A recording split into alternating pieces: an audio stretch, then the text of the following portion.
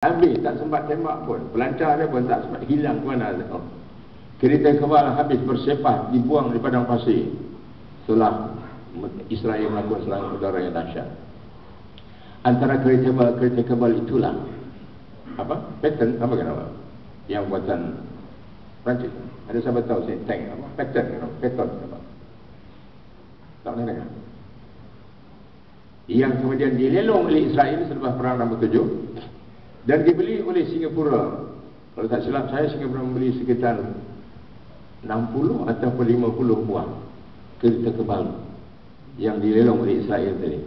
Yang kalau tak salah buatan Perancis atau Inggeris. Dan Singapura pernah test kereta kebal tu di atas causeway sampai ke sempadan antara Johor Bahru, sempadan Malaysia punya causeway tu, kau kongsi kan. Belah sana Singapura kan, hampir separuh sampai sempadan. Lepas tu mula dia pusing balik. Makna dia pernah nak tunjukkan ini senjata Mesir yang ditawan oleh Israel. Israel tak tahu bagi kan, tapi kita belilah. Singapura beli. Jadi kalau orang Malaysia dah tengok, inilah dia. Sekarang ni tak tahulah masih ada ke, betul dah dijual ke, tak pastilah saya. Kena hal-hal senjata ni rahsia negara kan. Baik, jadi kesimpulannya Ramadan 6 tahun kemudian, iaitu dalam 73. Tadi 67, bulan Jun 67 sampai bulan Oktober tahun 73. Cuba kita buat tahu. Jun 67, 68, 69, 70, 71, 72, 73 sampai Jun 73, makna 6 tahun. Julai, Ogos, September, Oktober, 6 tahun 4 bulan kemudian, Mesir yang kehilangan segala kekuatan tadi itu, baik udara atau kereta kebal, boleh melakukan serangan, menyerang. Masa itu bukan menyerang Israel, tapi menyerang bumi yang ditawan oleh Israel, iaitu menyerang Israel.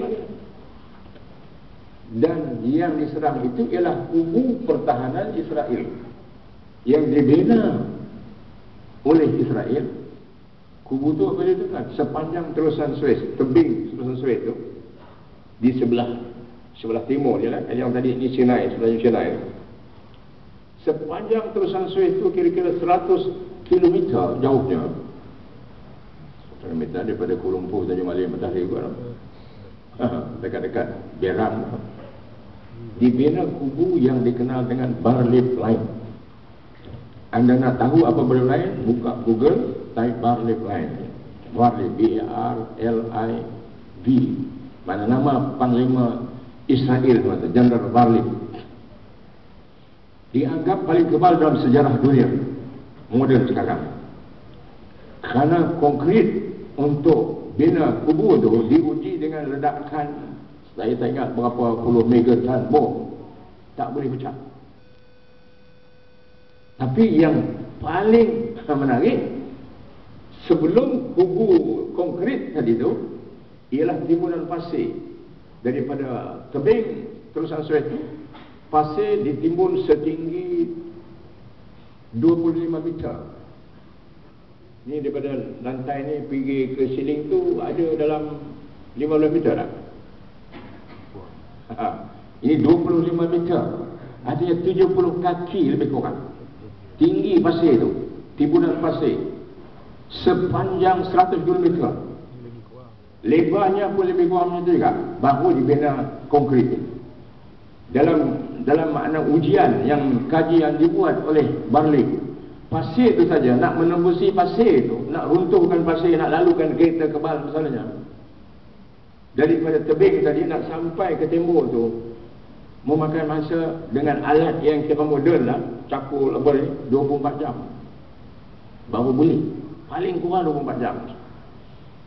Tapi macam mana tentera Mesir yang ketika itu diketuai oleh Brigade Islam, dan ini berlaku bulan Ramadan, 10 bulan Ramadan tahun 1393 Hijriah, bersama 6 Oktober 1973. Nak tahu cerita ni tuan-tuan boleh buka Google. Tapi saya nak kaitkan, dari Ramadan tadi membawa makna bukan hanya zaman Rasulullah SAW, Bukan hanya zaman sahabat-sahabat dulu, bukannya zaman khalifah-khalifah Islam dulu. Tuan-tuan dah mula ada ikut-ikut dalam